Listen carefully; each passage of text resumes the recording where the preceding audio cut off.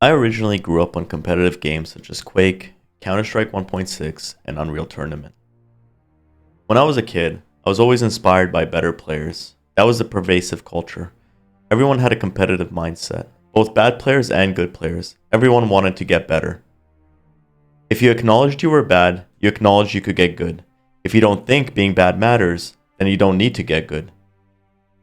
Somewhere along the way in the past decade, that's been lost, and FPS culture has shifted into just be bad, don't worry about getting better. I started playing Squad 44 in 2020, and have invested over 2,000 hours into this game. I originally started out experimenting as a pioneer, a spawn hunting class, which taught me how to read the map really well and push aggressively. Although I met many great people in Squad 44, whom I play with regularly, I always run into a contingent of people with lowered expectations, who guard and path new players with terrible advice. Since Squad 44 doesn't have stats or rankings to separate who's a great player and who isn't, everyone is treated as equal despite the fact that top players in this game do everything possible to carry the team to a win. This false sense of equality with no hierarchy between good and bad has given less skilled players the impression that they can dispense terrible advice on new players, and actually ends up hurting those players in the long run. New players will often ask questions like, why can't I go anywhere in this game without getting shot? Or, why does my squad leader get mad at me for not moving? To which older players respond with subjective answers such as, you should always stick with your squad, or, don't focus on kills don't matter. Here are some myths that veteran low-skill players tell new players and why they're wrong. Don't focus on kills don't matter, as long as you try your best. These are contradictory statements. Killing the enemy means you are trying your best. You can't win a game without killing. Killing clears objectives. Killing opens up space for your team. Killing means fewer of them and more of you. The second myth is go prone or stick together. This is legitimately bad advice. Top players feast on players who continuously go into a prone position anytime shots are fired. You have less vision, you don't know where you're being shot from, you're not using your weapon to respawn in kind and clear enemies so other people can push, and you're very susceptible to getting flanked and being unable to move quickly in and out of cover.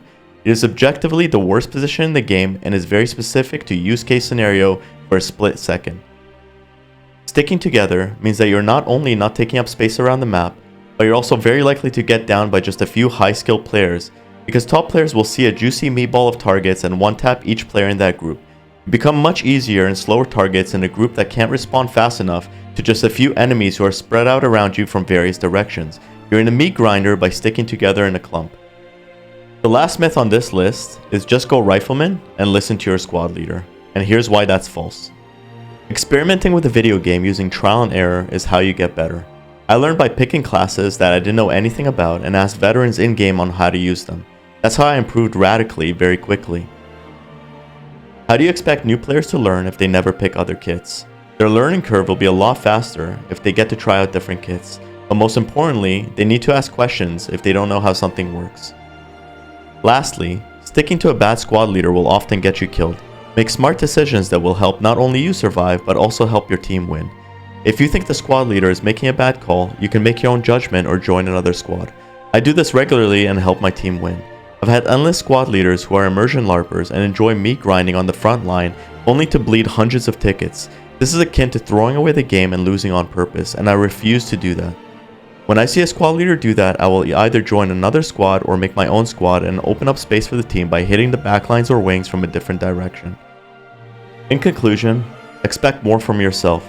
Look to improve, try to get better at killing, because this is a shooter after all.